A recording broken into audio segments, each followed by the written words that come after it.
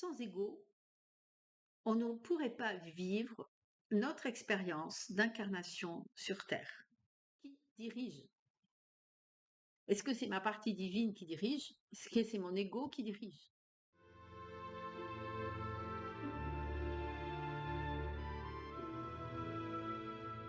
Bonjour à vous. Nous nous retrouvons aujourd'hui pour parler de l'ego, mais je ne vais pas développer une théorie sur l'ego parce que ça sert à rien. Il y a plein de livres ou plein de personnes qui en parlent, donc c'est pas le but dans cette vidéo, même si c'est le titre. En tout cas, le titre, c'est l'ego, le chemin vers soi. Ça peut paraître complètement paradoxal, ce titre. C'est volontaire. Parce que sans ego, on ne pourrait pas vivre notre expérience d'incarnation sur Terre. L'ego fait partie du moi, de la personnalité, et l'aspect divin, notre partie profonde en nous, cette partie intuitive profonde, fait partie de la lumière et l'ego est en l'ombre. Si on va dans ces comparaisons, c'est un petit peu ça. Sauf que l'ego qu'on essaie de traquer, je dépasse mon ego, je veux plus d'ego, j'ai plus d'ego, enfin tout ce qu'on entend, en fait, moi je suis pas complètement d'accord avec ça parce que l'ego il nous montre le chemin en fait. Donc je vais pas développer sur l'ego, par contre je vais développer autour de l'ego et en quoi l'ego nous sert. Euh, Juste un complément d'information, dans le symbolisme du corps, l'ego est relié au genou. Alors c'est très intéressant parce que quand on se met à genoux, ça peut être en signe d'humilité, d'adoration ou peu importe. Alors il y a aussi quand on se fait mal au genou. Hein, c'est vraiment la notion de passer du je au nous. Et c'est ça l'ego, c'est-à-dire l'ego est dans le je et notre partie divine est dans le nous. Il n'y a pas de séparation. Et donc, c'est au cours de toutes nos incarnations, on est confronté à cette dualité, passer du je au nous, c'est-à-dire mettre de côté notre individualité, mais on en a besoin, notre personnalité, pour pouvoir accéder à quelque chose de plus grand où l'individualité n'a plus sa raison d'être. Je vous donne un exemple. Quand je suis allée à Bali, il y a un guérisseur qui m'a amenée dans un endroit. Il y avait la mer et, euh, et en fait avec une petite rivière qui se jetait dans la mer. Et il m'a dit voilà, là tu vois, la rivière elle vient de la montagne et c'est une rivière, c'est de l'eau. Quand elle se jette dans la mer, elle perd, elle se mélange à l'océan et elle perd son individualité, mais elle reste elle-même, elle revient à la source. Et j'ai trouvé cette comparaison extraordinaire parce qu'en fait, c'est exactement le chemin du moi vers le soi. Et forcément que l'ego, lui, comme il est relié à notre personnalité, individualité, il veut pas il veut rester comme ça. C'est très difficile de perdre son ego. Ça veut dire qu'il faudrait accepter là tout de suite de perdre son identité. C'est très difficile, donc c'est pas possible. Mais c'est un chemin petit à petit de passer du je au nous. Forcément, cela implique la notion de choix.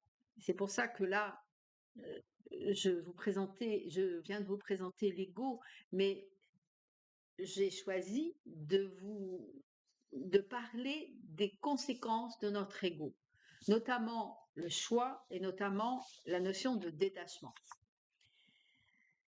Le choix, quand on est confronté à une situation et que l'on doit choisir, ce qui est important, de se savoir à partir de quoi ou de quel espace on choisit. Est-ce qu'on choisit à partir de notre ego qui est relié à notre mental, c'est-à-dire de ce qu'on veut, ce dont on a envie, ce qui nous apporte un sentiment de satisfaction ou peu importe ce qui nous apporte, ou est-ce qu'on choisit à partir de notre cœur, de ce que l'on ressent? C'est la grande question. Alors, vous vous doutez bien que si vous choisissez avec l'ego, avec le mental, il y a de fortes chances que le choix que vous allez faire ne va pas vous amener ce dont vous avez besoin. En revanche, c'est quand même une route plus facile. Mais si vous choisissez avec le cœur, effectivement, ça va être juste. Vous allez être aligné avec votre choix, mais c'est pas toujours la route la plus facile. Et le libre arbitre, dans nos incarnations, pas que dans celle-ci, dans toutes les incarnations, c'est justement euh, de choisir de souffrir ou de ne pas souffrir, en fait. On n'a pas tant le libre choix que ça. On a un destin. La preuve, quand on va voir des voyants, parfois, enfin, des bons voyants, hein, pas, quand je dis bons voyants, en fait, dans la capacité de voir dans notre destinée et de ne pas se tromper aussi sur les lignes de temps. Donc, je ne vais pas m'étaler sur le sujet, mais c'est important de faire attention, en fait, à ça, parce que tout est en mouvement. Donc, le bon voyant, on va dire, c'est celui qui va vous dire, voilà, là, tout de suite, si vous ne faites rien, il va se passer ça. Mais en revanche, si vous vous repositionnez différemment, ça ne sera pas la même ligne de temps. Ça, c'est effectivement une notion très importante, voire capitale pour moi, de, de, de choisir les personnes qui vous aident à y voir clair dans un moment donné de votre vie, mais de dire que tout peut changer à tout moment. Ça dépend de votre positionnement. Le futur n'est de ce qu'on en fait dans le moment présent. Et rien n'est on a une destinée, bien sûr, et on ne peut pas y échapper. C'est le choix de notre âme dans l'incarnation que l'on vit.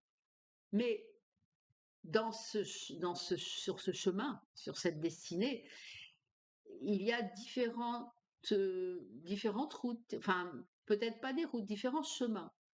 On peut choisir de persister dans ce qu'on veut, donc dans ce que l'ego veut, ou alors dans ce que notre intuition profonde nous demande de faire. Et des fois, c'est pas toujours en accord avec ce qu'on a envie. Des fois, on n'est pas très discipliné là-dessus. Donc, le choix est partie inhérente. C'est-à-dire, à chaque fois que vous faites un choix, je vous invite à vous poser la question, qui choisit? Ça paraît très simple, mais si vous avez l'habitude à chaque fois, de discipliner votre cerveau et dire, là, quelle partie de moi choisit? Juste de faire cette injonction, à ce moment-là, vous allez prendre l'habitude de voir la différence. Donc, le libre arbitre, pour moi, cette notion de choix est donc limitée à la souffrance, parce qu'on veut les choses, donc on choisit le chemin de la souffrance ou le chemin de la liberté.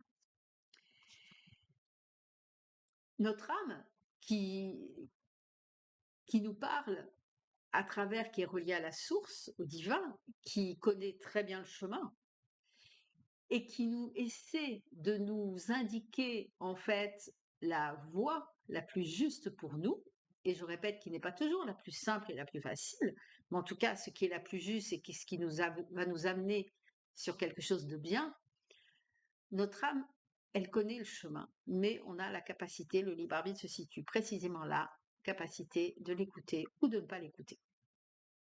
Et c'est pas grave, si on ne l'écoute pas, on refait des événements qui vont se reproduire dans notre vie. Ou alors on peut refaire des incarnations, parce qu'il ne faut pas s'imaginer qu'en une incarnation on règle tout. Hein. Il y a plusieurs incarnations parfois pour régler un seul thème. Donc on revient. Et c'est pas grave en soi, puisque la notion de temps n'existe pas de l'autre côté. Le principal, c'est d'évoluer. Et toujours par rapport à l'ego, on en arrive au détachement. Alors, c'est un mot qui peut paraître comment dire, difficile parce que souvent le détachement, c'est interprété par les gens comme une froideur, comme une distance, voire comme une indifférence aux événements, aux situations, aux personnes. Or, le détachement, c'est un acte d'amour. Je vous explique.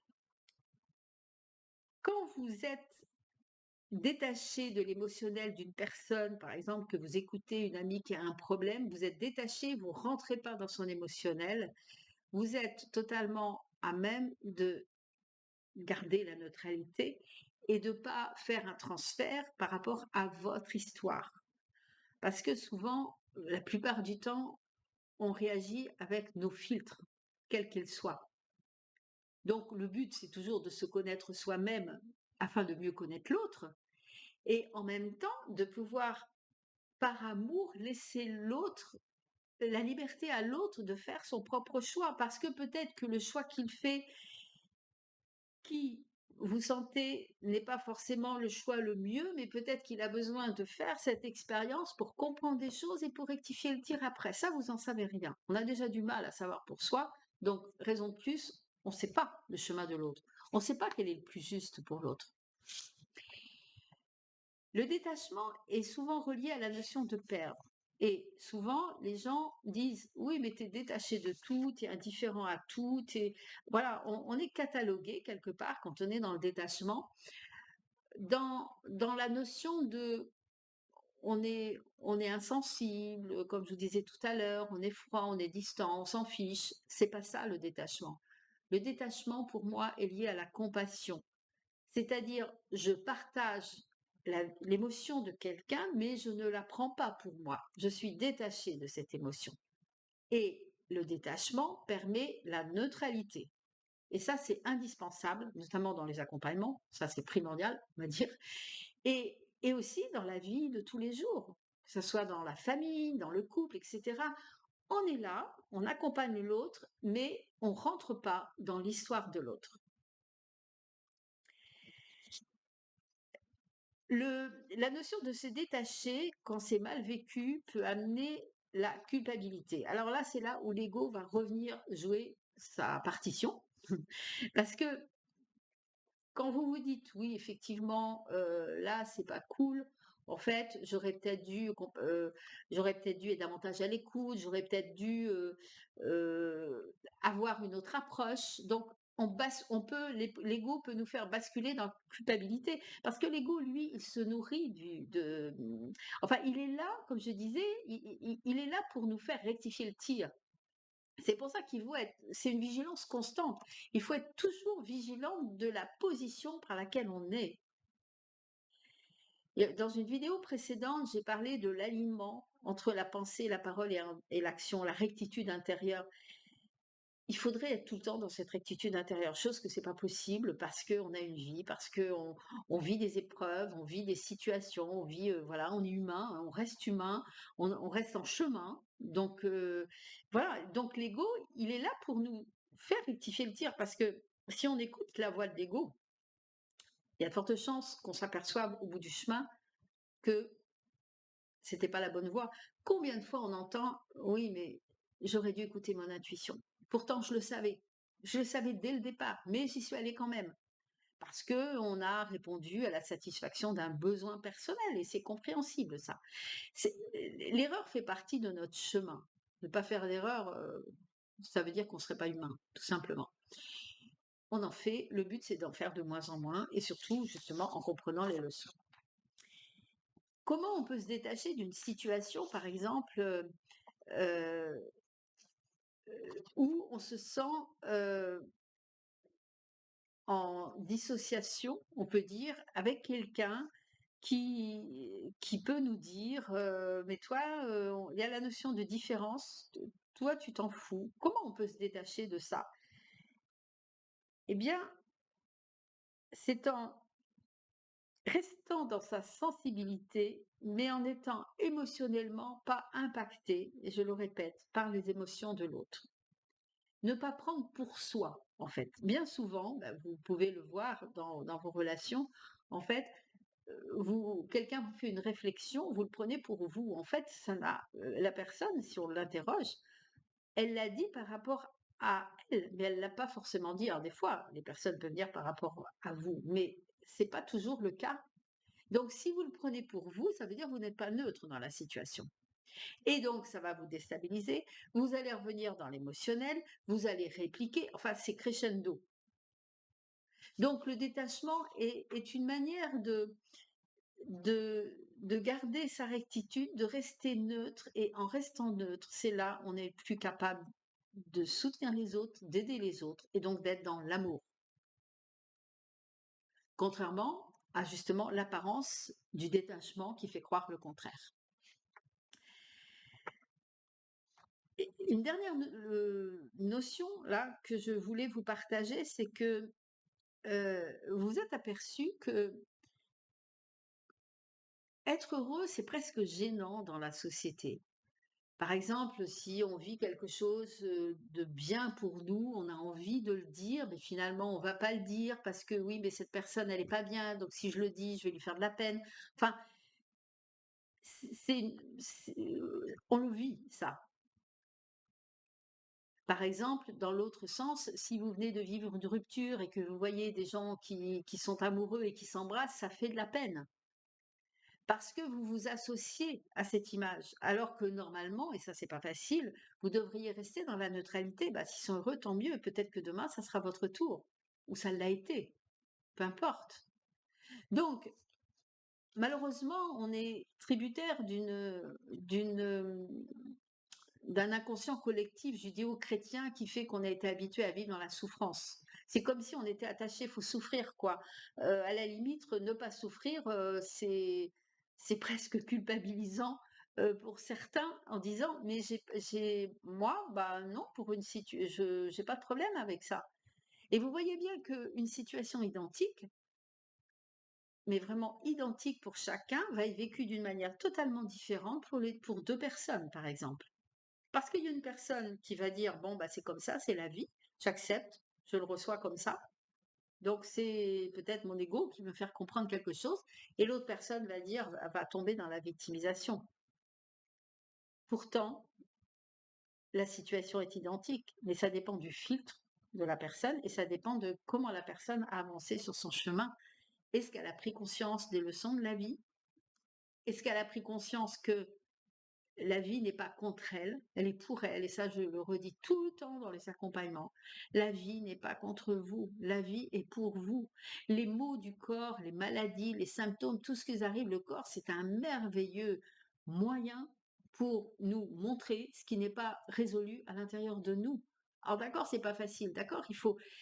Mais ce qui me rend le plus triste, moi, quand j'accompagne, c'est de voir les difficultés physiques ou émotionnelles que les gens traversent et de pas passer au-dessus, de pas pouvoir passer au-dessus. Je dis: «Mon Dieu, à quoi ça que de temps perdu, à quoi ça sert?» Mais d'un autre côté, c'est ce que je me dis moi, bien sûr, et je dis pas qu'il y a du temps perdu aux personnes.